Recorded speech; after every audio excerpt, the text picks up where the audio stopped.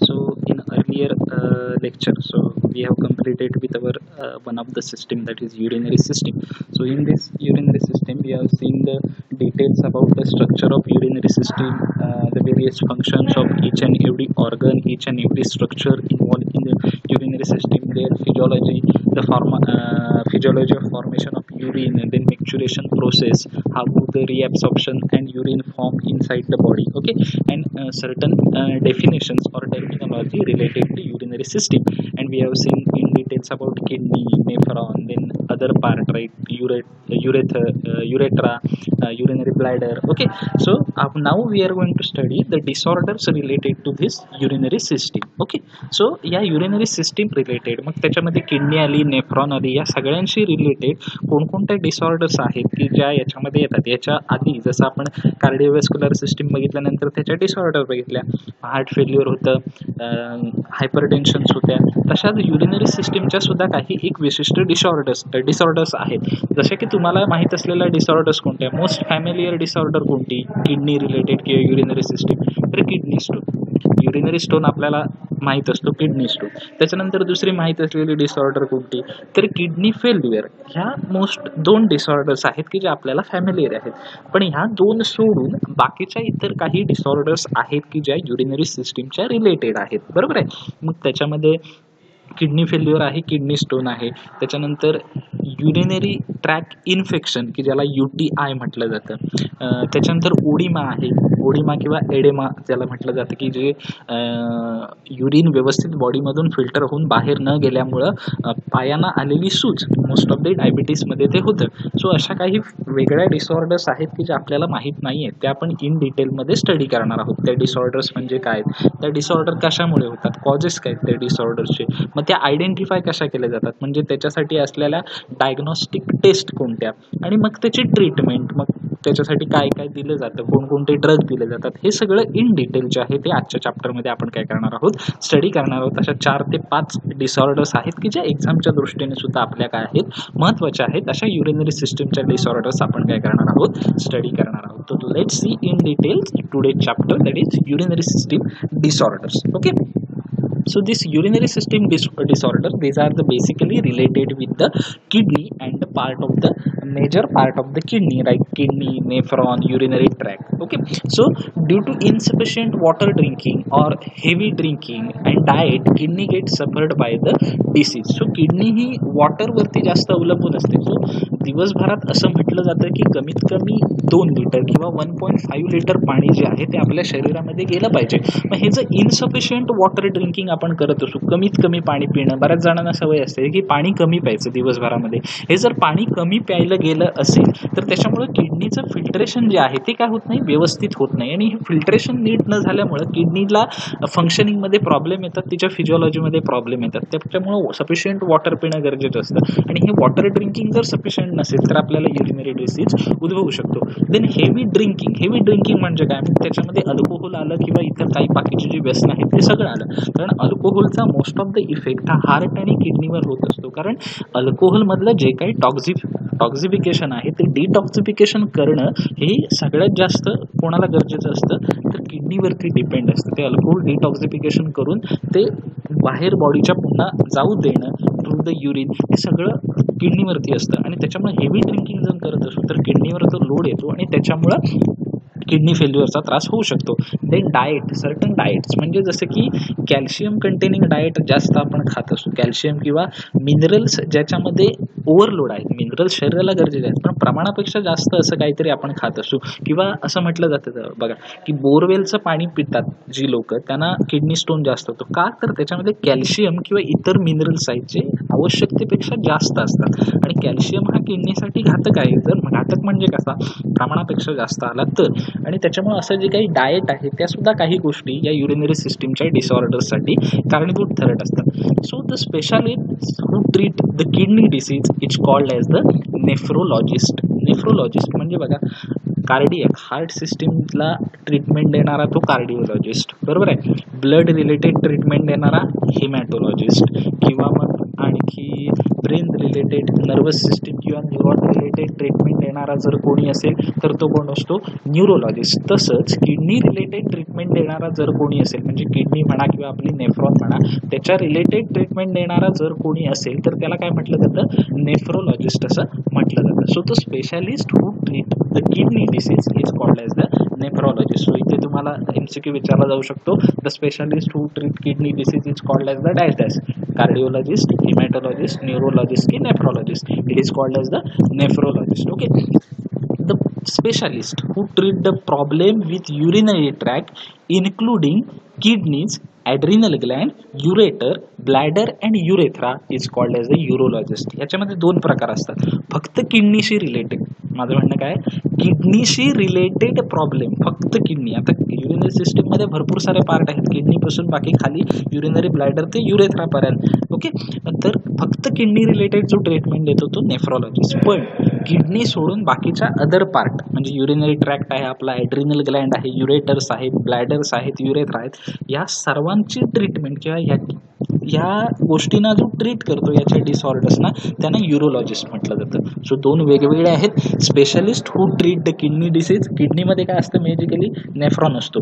So या नेफ्रॉनला treatment करणारा nephrologist, फक्त किडनीला ट्रीट करणारा नेफ्रोलॉजिस्ट, आणि किडनी सोडून other part, adrenal gland, urinary tract, urethra, urinary bladder, ureters आणि किडनी, या सगळ्यांना ट्रीटमेंट देणारा तो कोण असतो, युरोलॉजिस्ट असतो. Okay, so nephrologist treat kidney disease. Nephrologist जो असतो तो काय करतो, किडनीच्या रिलेटेड जे डिसीज आहेत ते तो ट्रीट करतो, while urologist treat problem related to urinary tract including kidneys, adrenal gland, ureters, bladder and urethra. So nephrologist जो आहे तो फक्त, आता मी तुम्हाला सांगितलं की किडनीच्या रिलेटेड जेवढे डिसीज आहेत त्यांनाच तो फक्त ट्रीट करतो.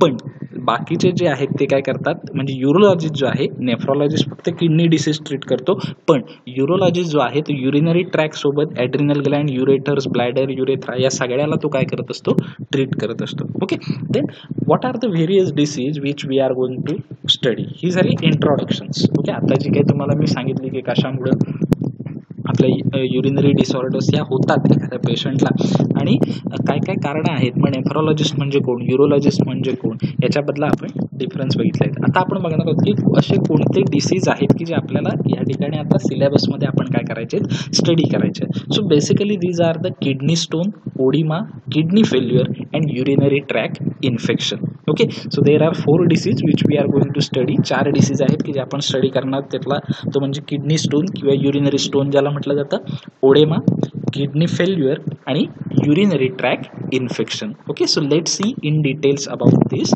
disease. Okay, so first one is the kidney stone. Here the animated and motion diagram of this kidney stone. हा, सो अशा प्रकारचा हा किडनी स्टोन असतो किंवा अशा प्रकारचे असतात. हे वेगवेगळ्या प्रकारचे असतात. किडनी स्टोन हे वेगवेगळ्या प्रकारचे असतात, एकाच टाईपचे नसतात. वेगवेगळ्या प्रकारचे किडनी स्टोन त्या ठिकाणी असतात. Okay, so what is the kidney stone. So this kidney stone is also called as the renal calculi. Kidney स्टोनला दुसरं मेडिकल टर्म काय आहे, renal calculi. So what is mean by kidney stone. So kidney stone means these are the small hard deposits of the mineral and salt in kidney, ureters and urinary bladder. So kidney stone means what, छोटंसं पण hard, म्हणजे soft नाही, त्याचा जी consistency आहे ती hard आहे. Deposition of minerals आणि salt आणि मिनरल्स प्रमाणापेक्षा जास्त बॉडीमध्ये घेतल्यामुळे त्याचं डिपॉझिशन कोणाकोणामध्ये होतं, तर किडनीमध्ये, युरेटर्समध्ये आणि युरिनरी ब्लॅडरमध्ये जाऊन होतं. त्या डिपॉझिशनमुळे होणारा एक प्रकारचा तो स्टोन, त्या स्टोनला काय म्हटलं जातं, किडनी स्टोन किंवा रिनल कॅल्क्युलाय असं म्हटलं जातं. सो किडनी स्टोन किंवा रिनल कॅल्क्युलायची डेफिनेशन तुम्हाला कळाली. What is mean by kidney stone. It means these are the small hard deposits of minerals and salt inside the kidney, ureters and urinary bladder. So there are various types of kidney stone. There are basically 4 types. One is the calcium, which is due to because of deposition of calcium. Then uric acid stone, struvate stone and cystine stone. Okay, so there are 4 types of kidney stone: calcium stone, uric acid stone, struvate stone and last one is the cystine stone. Okay, so let's see in detail. Okay, so calcium stone means what? Calcium stones are the most common. सगळ्यात जास्त जे kidney stone होतात ते कोणामुळे होत असतात? तर या कॅल्शियममुळे होत असतात. हा मोस्ट कॉमन आहे. Okay, they are often made up of calcium oxalate. जे कॅल्शियम ऑक्झॅलेटचे क्रिस्टल्स असतात त्याच्यापासून बनलेले हे स्टोन्स असतात.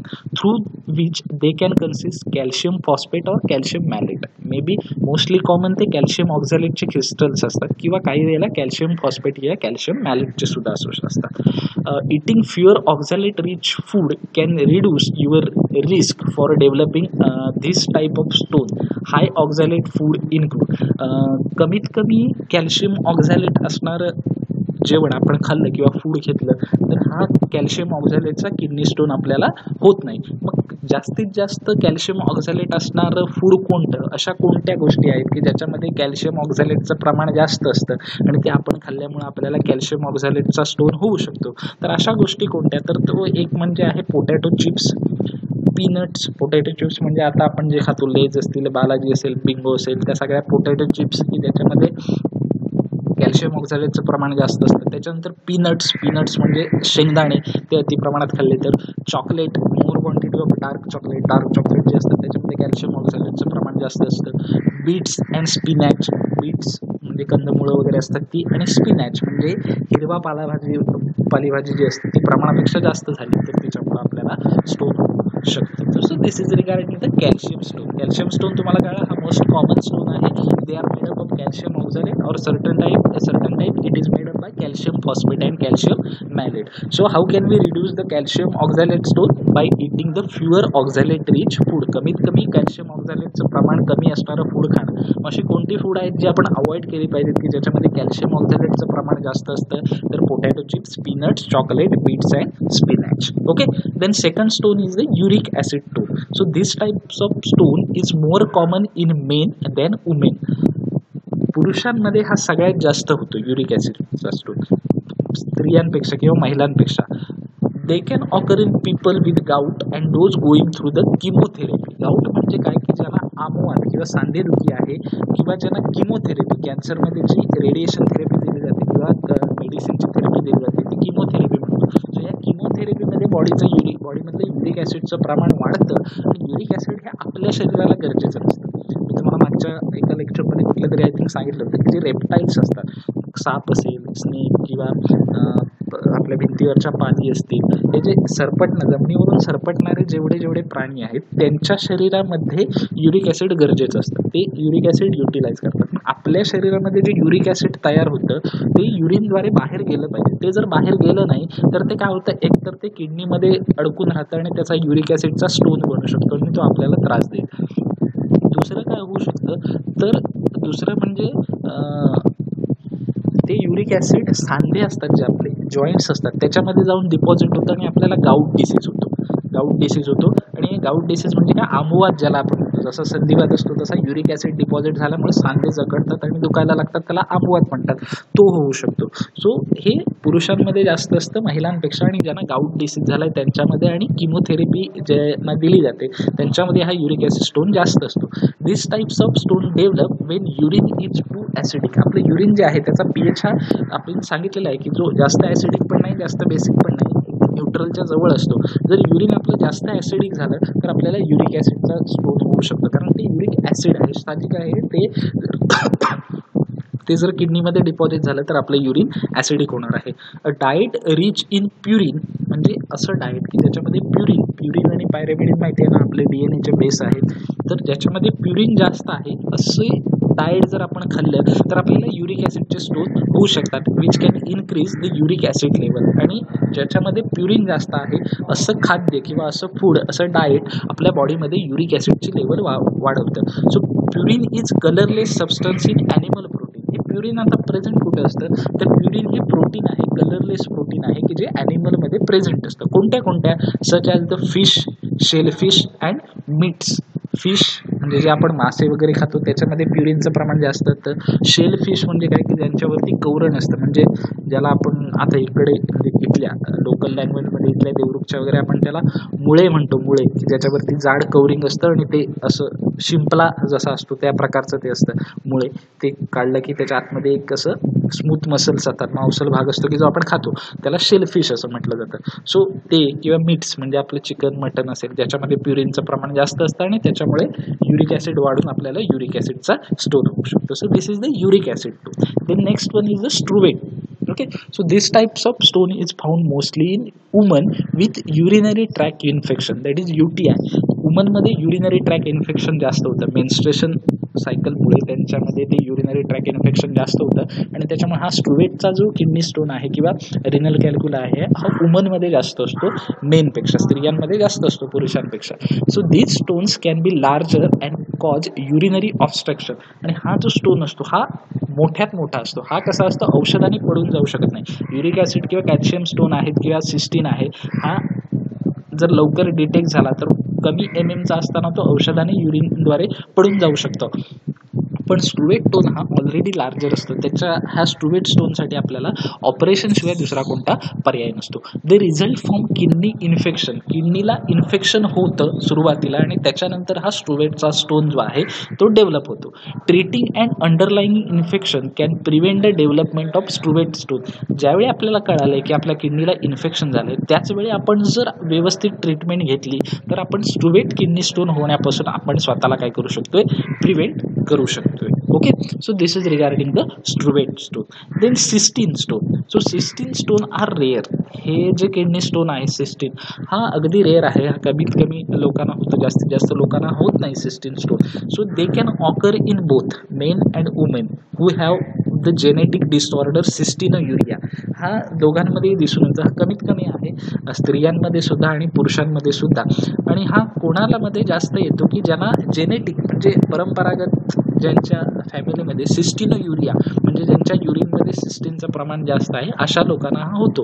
With this types of stone cystine and acid that occur naturally in body leak from the kidney into urine. Cystine हे एक प्रकारचं ॲसिड असतं, ते युरिनमध्ये केव्हा येतं की जेव्हा किडनीमधून हे सिस्टीन ॲसिड बॉडीमध्ये नॅचरली प्रेझेंट असलेलं सिस्टीन ॲसिड किडनीमधून जेव्हा युरिनमध्ये रिलीज होतं त्यावेळी हे सिस्टीनचे स्टोन होऊ शकतात आणि सिस्टिनोयुरिया होऊ शकतो, युरिनमध्ये सिस्टीन मिळणं आणि त्यावेळी हा सिस्टीनचा स्टोन आपल्याला होऊ शकतो. So this types of stone is the genetic disorder which is the cystine is and the acid which are naturally present in the body that leak from the kidney into the urine. Naturally cystine acid present असतं पण ते ज्यावेळी किडनीमधून युरिनमध्ये leak होतं त्यावेळी आपल्याला हा सिस्टीनचा जो stone आहे तो आपल्याला काय होतो त्या ठिकाणी. Okay, so this is the types of the kidney stone. We have seen आपण 4 प्रकारचे किडनी स्टोनचे टाईप बघितले, कॅल्शियम, युरिक ॲसिड, स्ट्रुवेट आणि सिस्टीनचे. Okay, now we are going to see risk factor for the kidney stone. Kidney स्टोनसाठीचे risk factor काय काय आहे की कोणत्या गोष्टींमुळे आपण किडनी स्टोनला सफर होऊ शकतो, की एखाद्याला किडनी स्टोन कशामुळे होतो. The greatest risk factor for the kidney stone is making less than 1 litre of urine per day. एका दिवसाला सगळ्यात मोठा किडनी स्टोन होण्याचा फॅक्टर कोणता आहे तर एका दिवसाला तुमच्या बॉडीमध्ये 1 लिटरपेक्षा कमी युरिन तयार होणं.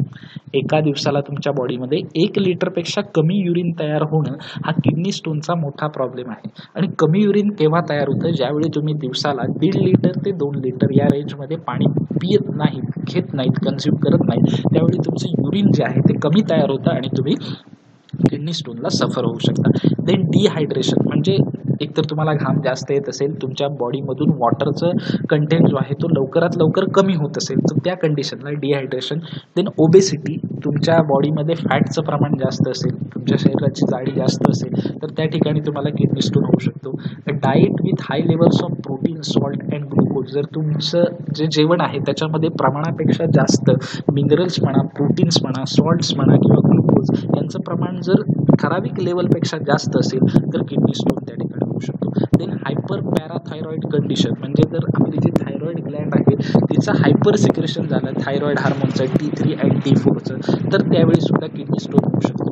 गॅस्ट्रिक बायपास सर्जरी म्हणजे गॅस्ट्रिक बायपास सर्जरी म्हणजे काय की स्टमक किंवा इंटेस्टाईनचं कोणतंही तुमचं एखादं ऑपरेशन झालं असेल तर त्या ठिकाणी जास्तीत जास्त चान्सेस असतात की मिनरल ॲब्सॉर्ब न होता बॉडीमध्ये किडनीकडे जाऊन किडनी स्टोन होण्याचे. Then inflammatory bowel disease that increase the calcium absorption. Inflammatory bowel disease म्हणजे काय की ज्याला IBD म्हटलं जातं, की आपलं जे इंटेस्टाईन आहे त्याचं इन्फ्लामेशन होतं आणि ह्या इन्फ्लामेटरी बॉवेल डिसीजमध्ये काय होतं की बॉडीमधलं कॅल्शियम ॲब्सॉर्प्शन वाढतं आणि ह्या इन्फ्लामेटरी बॉवेल डिसीजमुळे कॅल्शियम स्टोन जे आहेत ते आपल्याला काय करू शकतात, त्या पेशंटला होऊ शकतात. सो हे काही रिस्क फॅक्टर आहेत की ज्यांच्यामुळे किडनी स्टोन आहे तो काय करू शकतो, सफर होऊ शकतो patient. Okay, the next symptoms and signs of the kidney stone. Kidney स्टोनचे सिम्पटम्स अँड सायन्स म्हणजे काय काय, म्हणजे किडनी स्टोन झाला आहे एखाद्या पेशंटला हे कशा प्रकारे ओळखायचं, त्याची लक्षणं काय आहेत, त्याचे सिम्पटम्स काय आहेत. तर first one is the severe pain. किडनीच्या दिशेनं या युरिनरी ट्रॅकच्या म्हणजे पेल्विक रिजनमध्ये आपल्या पोटाच्या खाली थोडंसं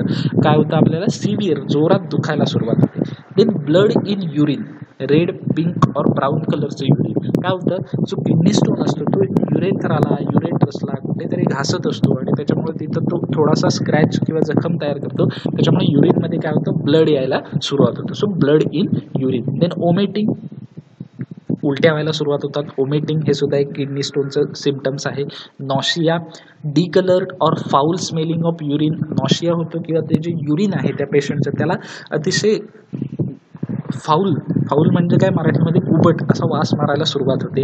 चिल्स, काही कंडिशनमध्ये चिल्स, थंडी सुद्धा लागायला सुरुवात होते. काही कंडिशनमध्ये फिवर, ताप यायला सुरुवात होतं. And frequent need to be युरिनेट, आणि थोड्या वेळाने त्या पेशंटला काय करावं लागतं, युरिनेशनला लघवीला जावं लागतं. Okay, so these are the certain symptoms and signs of the kidney stone. Kidney stone कशा प्रकारे ओळखायचं त्याची ही काही लक्षणं आहेत. First one is the severe pain, second one is the blood in urine, then vomiting, nausea, discoloured किंवा foul smelling urine, then chills, fever and frequent needed to be urinate. Okay, so these are the symptoms of the urination. Then diagnosis of the kidney stone. Kidney स्टोनचं diagnosis कशा प्रकारे करायचं. So first one is the blood test for the calcium, phosphorus, uric acid and electrolyte. म्हणजे kidney stone झाला आहे हे कसं ओळखायचं, त्याच्यासाठी टेस्ट कोणकोणते आहेत अशा वेगवेगळ्या. So first one is the blood test for the calcium, phosphorus, uric acid and the electrolyte. म्हणजे कॅल्शियमची म्हणा, फॉस्फरसची म्हणा, युरिक ॲसिडची म्हणा,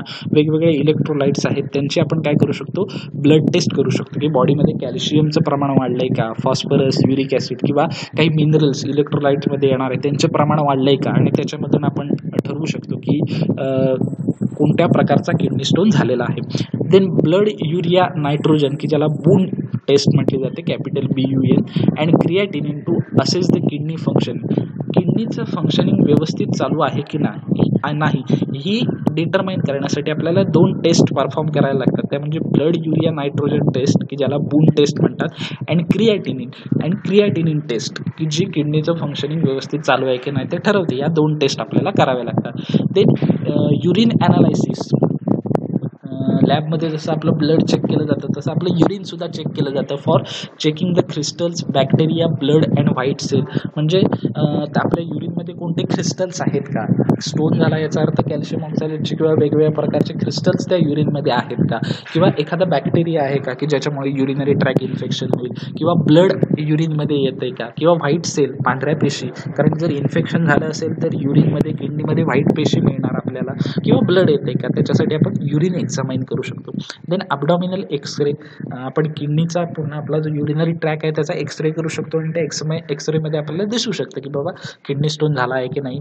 देन इंट्राव्हेनस पायलोग्रॅम, IVP. जसा आपला कार्डिओग्रॅम असतो, इलेक्ट्रोग्राम असतो, ECG, तसा किडनी युरिनरी ट्रॅकचा इंट्राव्हेनस पायलोग्रॅम असतो की ज्याच्यामधून आपल्याला कळू शकतं की व्यवस्थित फंक्शनिंग, ॲब्सॉर्प्शन होतंय की नाही. Then retrograde pyelogram, same intravenous pyelogram तसाच retrograde pyelogram. Then ultrasound of the kidney, the preferred test. Kidney स्टोनची सगळ्यात मोठी टेस्ट कुठली केली जाते, अल्ट्रासाउंड. अल्ट्रासाउंड म्हणजे कोणती टेस्ट, तर तुम्ही सगळे फॅमिलीयर आहात त्या टेस्टला. अल्ट्रासाउंड टेस्ट म्हणजे कोणती, तर सोनोग्राफी आपण ज्याला म्हणतो तिला मेडिकल टर्मिनॉलॉजीमध्ये अल्ट्रासाउंड म्हटलं जातं, आणि ही सगळ्यात मोस्ट प्रेफर केली जाते.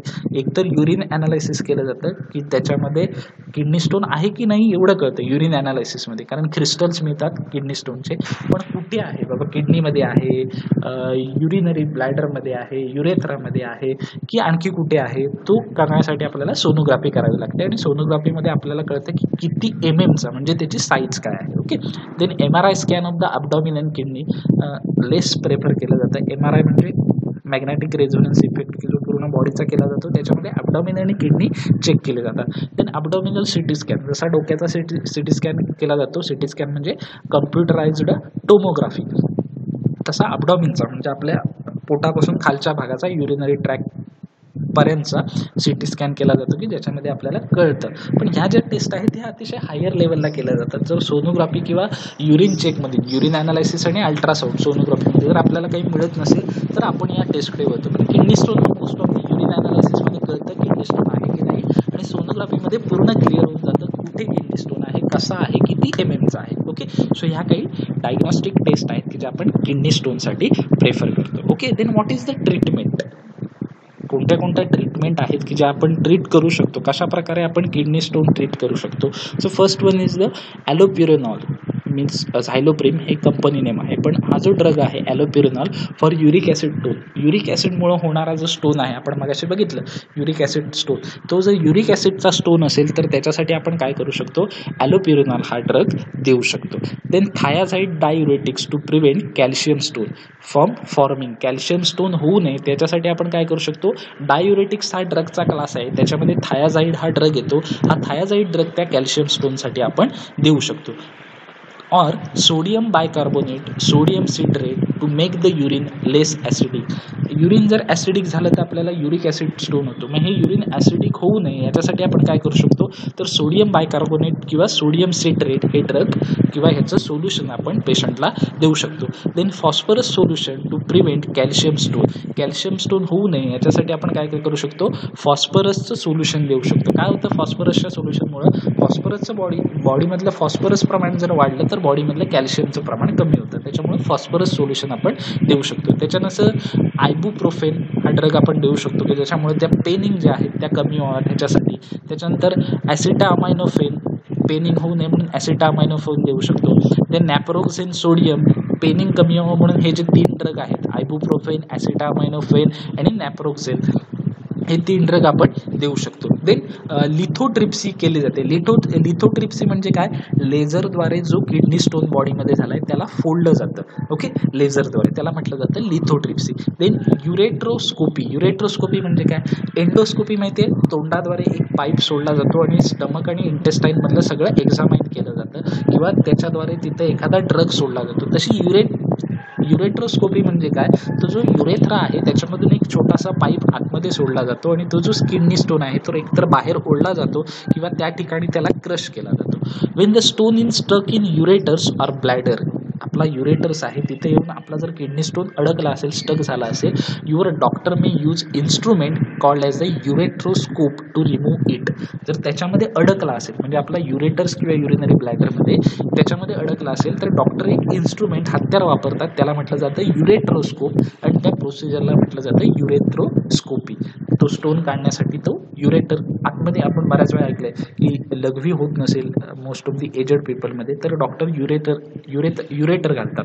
ओके, युरेथ्रामध्ये त्याला म्हटलं जातं युरेट्रोस्कोप आणि त्याच्याद्वारे तो किडनी स्टोन काढला जातो की ज्याला युरेट्रोस्कोपी म्हटलं जातं. सो ही ट्रीटमेंट आहे की जी किडनी स्टोनसाठी काय केली जाते, मोस्ट ऑफ दी प्रेफर केली जाते. So this is the treatment for the kidney stone. Okay, then next we are going to study next it is that is oedema.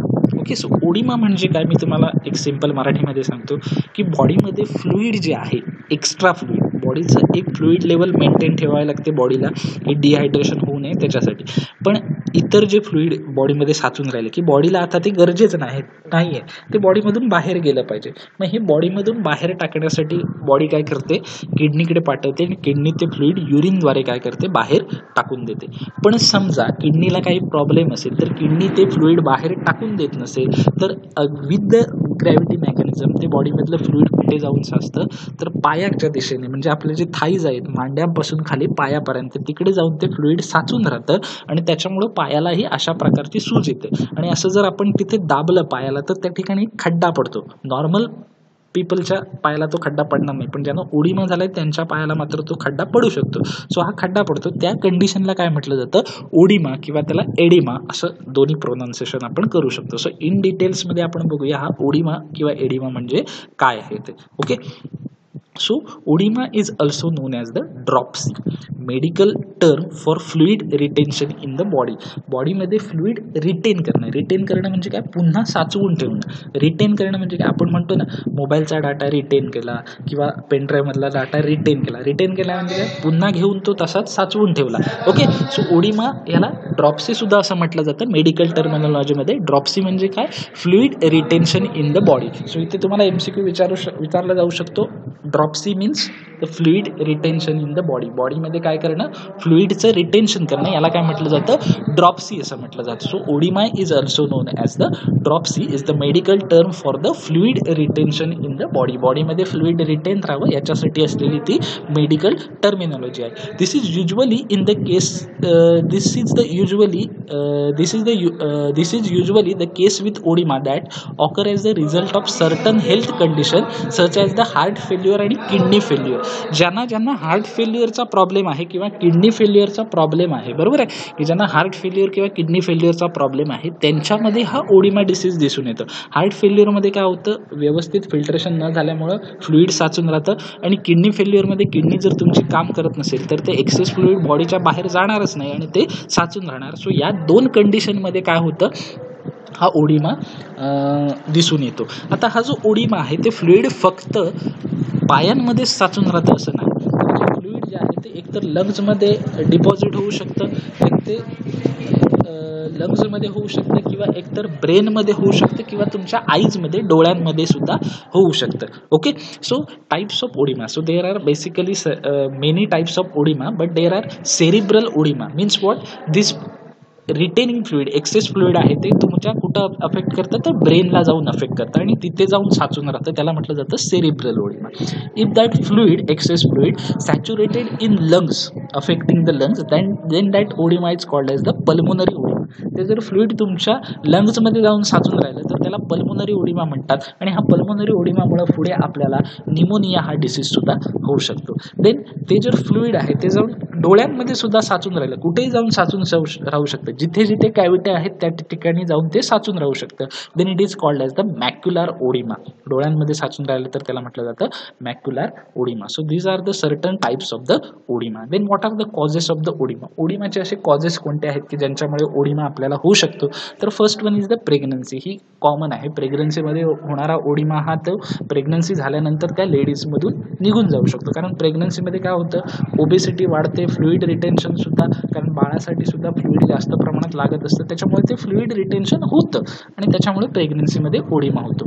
Then kidney disease, साहजिकच आहे, kidney तुमची fail झाली असेल, एखादा disease असेल, व्यवस्थित फिल्ट्रेशन होत नसेल तर फ्लुइड रिटेन्शन होऊन तुम्हाला ओडिमा होऊ शकतो. देन हार्ट फेल्युअर, तुमचं जर हार्ट फेल्युअर असेल तर किडनीवरती लोड येतो आणि फ्लुइड रिटेन्शन होऊन ओडिमा होतो. देन क्रोनिक लंग्स डिसीज, तुमचं लंग्स जर व्यवस्थित फुलफिल कॅपॅसिटीचे नसतील तर त्याच्यामध्ये फ्लुइड साचून राहतं लंग्समधलं आणि तिथे तुम्हाला ओडिमा होतो. देन थायरॉइड डिसीज जो आहे, थायरॉइड ग्लँड जर असेल तर त्याच्यामुळे सुद्धा पायांमध्ये आपल्या ओडिमा होतो. देन लिव्हर डिसीज, लिव्हर व्यवस्थित जर काम करत नसेल, तुमचा लिव्हर फेल झालेला असेल पेशंटचा, तर त्या ठिकाणी फिल्ट्रेशन प्रोसेस जी आहे ती व्यवस्थित न होता पेशंटला ओडिमा होऊ शकतो. देन माल न्यूट्रिशन म्हणजे काय, जो डाएट आहे तुमचा, जे फूड आहे ते व्यवस्थित नसेल तर त्यावेळी फ्लुइड रिटेन्शन जास्त प्रमाणात होऊन ओडिमा होऊ शकतो. Then medication such as corticosteroid और medication for high blood pressure. Steroid जर जास्त घेत असू, most of the body builder जे असतात ते काय करतात, स्टिरॉइडचं प्रमाण जास्त घेतात आणि ते जर स्टिरॉइड व्यवस्थित फिल्टर नाही झाले आणि किडनीवरती लोड आला तर फ्लुइड रिटेन्शन होतं आणि मग ओडिमा होऊ शकतो. किंवा हायपर टेन्शनवरचे ड्रग्ज आहेत की जे बॉडीमधून मेटाबॉलाइज करण्यासाठी किडनीला जास्त फोर्स लावावा लागतो, त्यावेळी ते ड्रग्ज निघून जातात पण फ्लुइड तसंच राहतं बॉडीमधलं इतर, त्यावेळी ओडिमा होऊ शकतो. Then contraceptive pills, pregnancy avoid करण्यासाठी ज्या गोळ्या घेतल्या जातात ज्यांना कॉन्ट्रासेप्टिव्ह पिल्स म्हणतात, त्या कॉन्ट्रासेप्टिव्ह पिल्समुळे सुद्धा ओडिमा बॉडीमध्ये होऊ शकतो. So these are the certain causes which are enlisted which causes the oedema. Okay, then what are the treatment काय आहे ओडिमा ट्रीट करण्यासाठी. तर पहिली गोष्ट म्हणजे सेल्फ हेल्प म्हणजे काय, पहिली गोष्ट म्हणजे losing weight. If you are over weight then you are suffer to the fluid retention. जर तुमचं वजन प्रमाणापेक्षा जास्त असेल तर तुमच्या बॉडीमध्ये फ्लुइड साचून राहतं, त्याच्यामुळे पहिली गोष्ट म्हणजे आपलं वजन कमी करणं. Then taking regular exercise such as a walking, swimming and cycling. जेवढे जास्तीत जास्त तुम्हाला एक्सरसाइज करता येईल त्या पेशंटला ती त्यांनी त्या पेशंटने करायचे. मग चालणं असेल किंवा स्विमिंग असेल किंवा सायकलिंग असेल की ज्याच्यामुळे तो एक्सरसाइज होऊन बॉडीमधलं फ्लुईड काय होईल, कमी होईल. कारण एक्सरसाइज जेवढं करू तेवढं आपल्या बॉडीमधलं फ्लुईड बाहेर टाकलं जातं. Okay. Then raising your legs 3 to 4 times a day to improve the circulation. म्हणजे त्याला एक प्रकारचं कुठलं तरी आसन म्हटलं जातं. आता मला सुद्धा ते योगामधलं आसन आठवत नाही आहे, की पाय वरती करणं. ओके. शीर्षासन आय थिंक, की डोकं खाली आणि पाय वरती. सो अशा प्रकारे पाय वरती करणं 3 ते 4 वेळा. कंप्लीट शीर्षासन नाही केलं तरी चालेल, पण पाय वरती करणं की ज्याच्यामुळे सर्क्युलेशन जे आहे ते काय होईल, इम्प्रूव्ह होईल. Okay. Then avoiding standing for a long period of the times. म्हणजे एका जागी जास्त वेळ उभं राहणं. ओके. मग त्याच्यामुळे जे स्टँडिंग वर्किंग जे असतात त्यांना हा ओडिमाचा प्रॉब्लेम जास्त होतो. म्हणजे दिवसातून 6 ते 7 तास फक्त उभं राहून काम करणारे लोक आहेत त्यांच्यामध्ये. आणि ट्रीटमेंट जर ड्रग ॲज सच द्यायचे असतील तर आपण डायुरेटिक्स देऊ शकतो. डायुरेटिक्स म्हणजे काय, की जे युरिनचं प्रमाण वाढवतात बॉडीमधलं, आणि युरिनचं प्रमाण वाढलं की बॉडीमधलं फ्लुईड सुद्धा आपोआप युरिनद्वारे निघून जाऊ शकतं. सो त्याच्यामुळं डायुरेटिक्स आपण ओडिमाच्या ट्रीटमेंटमध्ये देऊ शकतो. So this is the treatment for the oedema. Okay. Then next disease is the kidney failure. Okay, so this is the kidney which is present near to the ribs. Okay, which we already seen the location of the kidney. So kidney fail म्हणजे काय, जसं heart fail असतं तसं kidney failure असतं. Okay. So kidney failure occur when your kidney loses the ability to sufficiently filter the waste from your blood. Kidney काय करते तर बॉडीमधलं म्हणजे मोस्ट ऑफ द ब्लडमधलं जे काही वेस्ट आहे ते फिल्टर करत असते. पण ज्यावेळी त्या पेशंटच्या शरीरातली किडनी पूर्णतः त्याची ॲबिलिटी लूज करते फिल्टरेशनची, त्या कंडिशनला म्हटलं जातं किडनी फेल्युअर. म्हणजे किडनी पूर्णतः ते जे फिल्टरेशन वर्क आहे ते पूर्णतः काय करते, थांबवते. त्या कंडिशनला किडनी फेल्युअर असं म्हटलं जातं. So kidney failure means what, it is occur when your kidneys loses the ability to sufficiently filtrate the waste from your blood. फिल्टरेशनची ॲबिलिटी, कॅपॅसिटी किडनीची पूर्णतः निघून जाते, त्यावेळी तिला काय म्हटलं जातं, किडनी फेल्युअर असं म्हटलं जातं. So many factor can interfere with your kidney health and functions. So या किडनी हेल्थ अँड फंक्शन्स सोबतचे खूप सारे फॅक्टर आहेत की जे इंटरफेअर करतात या किडनीच्या हेल्थसोबत. सच ॲज असे कोणते फॅक्टर आहेत की ज्याच्यामुळे तुमची किडनी जी आहे ती फिल्ट्रेशन करण्यापासून फेल होऊ शकते. So first one is the certain acute and chronic disease. किडनीचे काही ॲक्यूट अँड क्रोनिक डिसीज असतील. म्हणजे याच्यामध्ये असं काही नाही की वेळोवेळी जर सारखा किडनी स्टोन होत असेल तरीसुद्धा किडनी फेल होऊ शकते. डायबिटीस हे सगळ्यात, डायबिटीस आणि हार्ट रिलेटेड डिसीज या 2 गोष्टी ज्या आहेत त्या किडनी फेल करण्यासाठी सगळ्यात महत्त्वाच्या गोष्टी आहेत. Then severe dehydration. तुम्हाला कंटिन्युअस डिहायड्रेशनचा त्रास होत असेल, तुमच्या बॉडीमधून सतत फ्लुईड बाहेर जात असेल तर त्यावेळी सुद्धा किडनी फेल्युअरला सफर होऊ शकतो. Then kidney trauma. Kidney trauma म्हणजे काय तर किडनीचा कॅन्सर. किडनीच्या कॅन्सरमुळे सुद्धा किडनी काय होऊ शकते, फेल होऊ शकते. Then what are the symptoms of this kidney failure. Kidney फेल्युअरचे असे सिम्पटम्स कोणते आहेत. So reduce amount of the urine. बॉडीमध्ये डेलीचं जे 1 लिटर युरिन बाहेर पडलं पाहिजे ते 1 लिटरपेक्षा कमी युरिन बाहेर जाणं. So reduce amount of the urine. बॉडीमधून काय त्या किडनी फेल झालं हे पेशंटचं कसं ओळखू शकतो, एक म्हणजे त्या पेशंटला युरिनला कमी होतं, सगळ्यात कमी युरिन जातं. Then swelling of legs.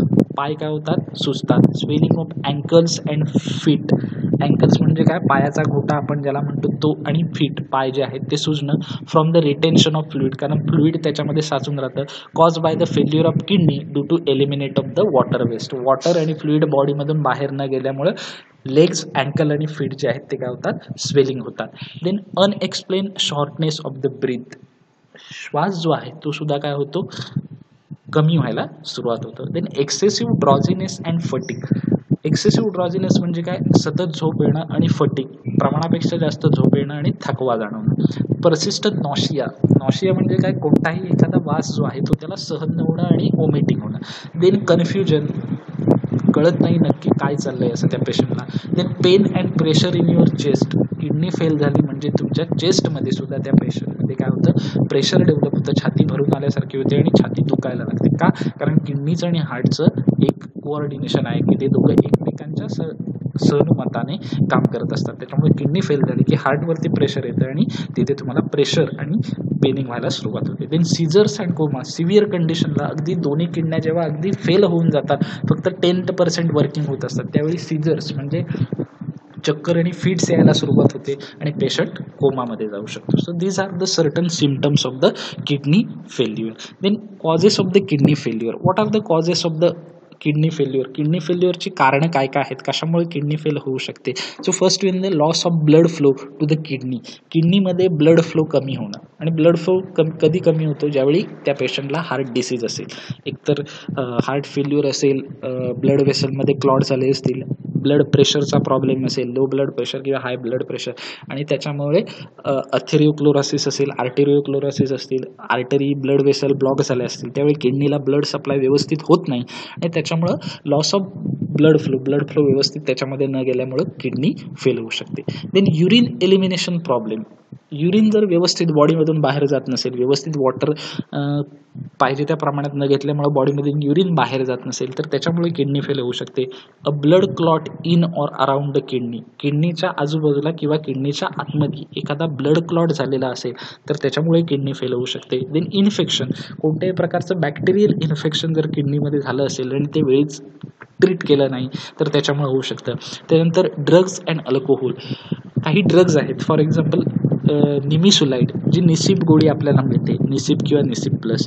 या निसिप गोळीची हॅबिट झाली, कारण वयस्कर माणसं आहेत बघा, त्यांना काही गोळ्यांची हॅबिट असते. सांधे दुखत आहेत म्हटल्यावर मला डायक्लोफेनॅकचं इंजेक्शन डॉक्टरकडून घेतलंच पाहिजे आठवड्यातून 2दा.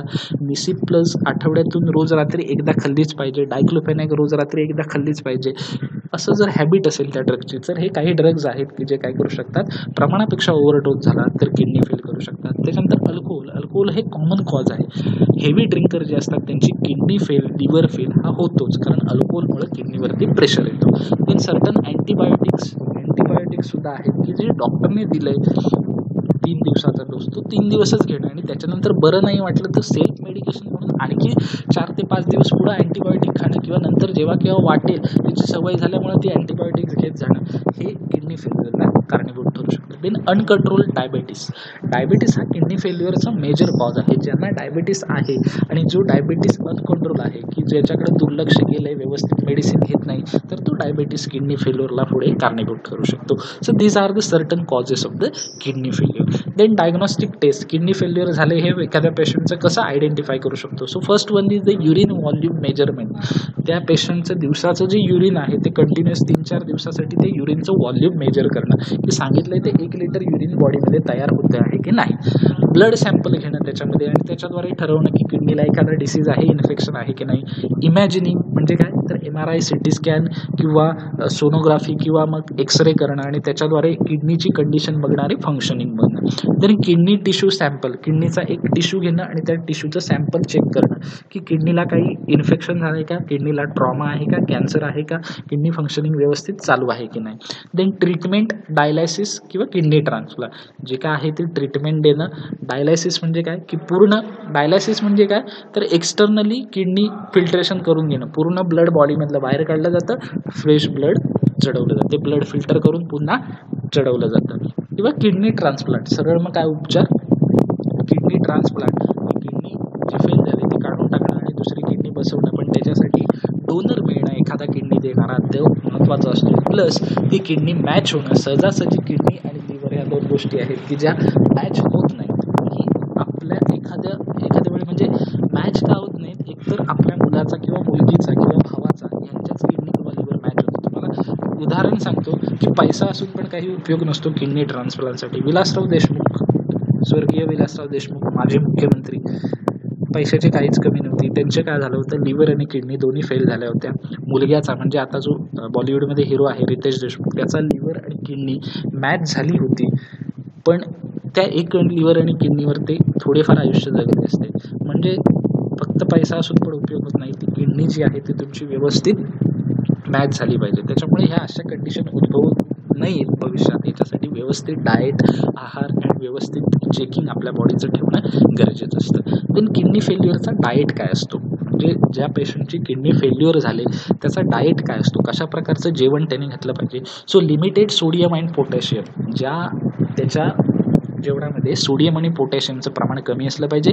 लिमिटेड फॉस्फरसचं प्रमाण सुद्धा कमी असलं पाहिजे, कारण जर सोडियम पोटॅशियम फॉस्फरसचं प्रमाण वाढलं की किडनीवरचा लोड वाढला, फिल्ट्रेशनचा लोड वाढला आणि ऑलरेडी किडनी फेल झालेली असते. Then follow the protein guidelines. प्रोटीनचं प्रमाण सुद्धा त्या आहारामध्ये कमी असलं पाहिजे, नाहीतर पुन्हा प्रोटीनचं प्रमाण वाढून किडनीवरचा लोड वाढू शकतो. So this is the kidney failure diet. Then next disorders is the urinary track infection. So urinary track infection म्हणजे काय, की जो आपला कंप्लीट युरिनरी ट्रॅक आहे, म्हणजे किडनीपासून चालू झाला तो अगदी युरेटरच्या ओपनिंगपर्यंत, मग त्याच्यामध्ये युरेटर, युरिनरी ब्लॅडर आणि युरेथ्रा सगळं आलं. याच्यामध्ये कुठेतरी हा बॅक्टेरिया जाऊन काय करतो, राहतो. हा बॅक्टेरिया केव्हा राहतो, बॅक्टेरिया कधी होतो, बॅक्टेरिया फंगस, तर ज्यावेळी अनहायजेनिक कंडिशन येते, स्वच्छता नीट ठेवली जात नाही, त्यावेळी हा युरिनरी ट्रॅकमध्ये बॅक्टेरिया जातो. So this type of bacteria, I think this is the pylorus bacteria which cause this urinary track infection. त्या बॅक्टेरियाचं नाव पायलोरस आहे, की जो बॅक्टेरिया त्या युरिनरी ट्रॅकमध्ये राहतो आणि तो काय करतो, तर तिथे बॅक्टेरिया आला की त्या ठिकाणी युरेथ्राला स्वेलिंग येतं, रेडनेस यायला सुरुवात होतं आणि पेनिंग होतं, आणि युरेथ्रा तो बॅक्टेरिया इन्फेक्शन झालं की बॉडीचा तो पार्ट तो काय करतो, वेळीच ट्रीटमेंट नाही दिली तर बॅक्टेरिया तिथे आपल्या कॉलनी निर्माण करून तो पार्ट डॅमेज करायला सुरुवात करतो. Okay, so urinary track infection is cause by the microbes such as the bacteria overcoming the body defence in urinary tract. Urinary ट्रॅकमध्ये तो बॅक्टेरिया आल्यामुळे युरिनरी ट्रॅक इन्फेक्शन काय होतं, उद्भवतं. They can affect kidney, bladder and tubes that run between the they. ते कोणाकोणाला affect करतात हे बॅक्टेरिया, तर किडनीला, युरिनरी ब्लॅडरला and tubes that run between they म्हणजे आपले जे युरेटर्स आहेत त्यांना हे बॅक्टेरिया काय करतात, अफेक्ट करतात. Then what are the causes of this urinary track infection. या युरिनरी ट्रॅक इन्फेक्शनची कारणं काय आहेत, the vast majority of urinary track infection this are cause by bacteria Escherichia coli. E coli नावाचा जो बॅक्टेरिया असतो, इश्चरचिया कोली, त्याच्यामुळे हे युरिनरी ट्रॅक इन्फेक्शन होतं. Usually found in digestive system. आपले डायजेस्टिव्ह सिस्टीममध्ये हा बॅक्टेरिया असतो, पण तो जर युरिनरी ट्रॅकमध्ये आला तर युरिनरी ट्रॅक इन्फेक्शन त्याच्यामुळे होऊ शकतं.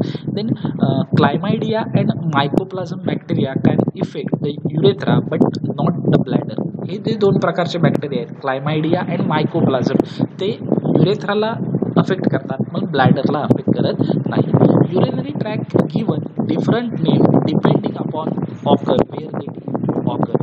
युरिनरी ट्रॅक इन्फेक्शन जे आहे ही मदर टर्मिनॉलॉजी आहे, जी कोणत्या ठिकाणी युरिनरी ट्रॅक इन्फेक्शन होतं त्याच्यानुसार त्या युरिनरी ट्रॅक इन्फेक्शनला वेगवेगळी नाव आहेत. If urinary track infection occur in bladder then that infection is called as the cystitis. Okay, त्या इन्फेक्शनला काय म्हटलं जातं, सिस्टायटिस असं म्हटलं जातं. म्हणजे जर युरिनरी ट्रॅक इन्फेक्शन जर ब्लॅडरमध्ये झालं असेल त्या बॅक्टेरियामुळं, तर त्याला काय म्हटलं जातं, सिस्टायटिस असं म्हटलं जातं. The urethra infection is called as a urethritis. जर युरेथ्रामध्ये इन्फेक्शन झालं असेल तर त्याला युरेथ्रायटिस म्हटलं जातं, आणि किडनीमध्ये झालं असेल तर kidney infection called as the pyelonephritis. कारण किडनीमध्ये होणारा बॅक्टेरिया हा पायलोरसचा असतो, म्हणून त्याला पायलोनेफ्रायटिस असं म्हटलं जातं. याच्यावरती तुम्हाला इन्फेक्शन MCQ विचारला जाऊ शकतो. Urinary track infection bladder is called as the cystitis. In urethra it's called as the urethritis. In kidney it is called as the pyelonephritis. Okay, the next symptoms काय काय आहेत युरिनरी ट्रॅक इन्फेक्शनची, कसं ओळखायचं. Symptoms is the strong and frequent urination. अतिशय strong आणि frequent युरिनेशन जर तुम्हाला होत असेल जास्त प्रमाणात, तर म्हणजे सतत लघवीला होणं. क्लाउडी, ब्लडी और स्ट्रॉंग स्मेलिंग युरिन. क्लाउडी म्हणजे काय, थोडंसं येलोइशपणा त्याचा जास्त, किंवा ब्लडी त्याच्यामध्ये ब्लड येणं, किंवा युरिनला स्मेल येणं. देन नॉशिया अँड ओमेटिंग, एखादा वास येऊन लगेच ओमेटिंग होणं. मसल एक अँड अबडॉमिनल पेनिंग, जे मसल्स आहेत युरिनरी ट्रॅकचे त्याच्यामध्ये पेनिंग होणं आणि अबडॉमिनल पेनिंग, पोटाच्या खाली दुखायला लागणं. पेन अँड बर्निंग सेन्सेशन, म्हणजे युरिन करताना पेनिंग होणं युरेथ्रामध्ये, किंवा बर्निंग सेन्सेशन, युरिन करताना जळजळल्यासारखं वाटणं. Then what is the treatment, you can give antibiotics or antimicrobial agent. Urinary track infection असल्यामुळं अँटीबायोटिक किंवा अँटीमायक्रोबियल एजंट देऊन आपण ते इन्फेक्शन काय करू शकतो, क्युअर करू शकतो. Then prevention, urinary track infection आपण टाळू कसं शकतो, अवॉइड कसं करू शकतो, तर drinking lots of water and urinate frequently. जास्तीत जास्त पाणी पिणं आणि युरिन जे आहे बॉडीमधून ते युरिनेशनला जास्त वेळा जाणं. देन अवॉइड फ्लुइड, काही फ्लुइड आहेत किंवा सोल्युशन आहेत ते टाळणं, जसं की अल्कोहोल, कॅफिन. अल्कोहोल आणि कॅफिनचं प्रमाण जास्त असणारे सोल्युशन किंवा फ्लुइड टाळणं which can irritate the bladder, की जे ब्लॅडरला तुमच्या इरिटेट करतात अशी फ्लुइड जी आहेत ती टाळणं. मग अल्कोहोल असेल किंवा ज्याच्यामध्ये कॅफिनचं प्रमाण जास्त आहे अशी फ्लुइड टाळणं हे आपण काय करू शकतो, त्याच्यापासून प्रिव्हेंट करू शकतो. Okay, then so here we end up with disorders related to urinary system. आपल्या सिलेबसला जे 4 डिसऑर्डर्स होते, kidney stone, oedema, kidney failure आणि युरिनरी ट्रॅक इन्फेक्शन, या 4 डिसऑर्डर्स आपण स्टडी केलेल्या आहेत. Then one the question which are ask frequently in exam, जास्त का प्रत्येक एक्झामला विचारला गेलेला एक क्वेश्चन आहे रिलेटेड टू डिसऑर्डर, हे डिसऑर्डर्स रिलेटेड तो आपण बघणार आहोत लास्टला आणि त्याच्यानंतर आपला हा चॅप्टर एंड होणार आहे. Name the abnormal constituent of the urine with the name of the disease they सिग्निफाय.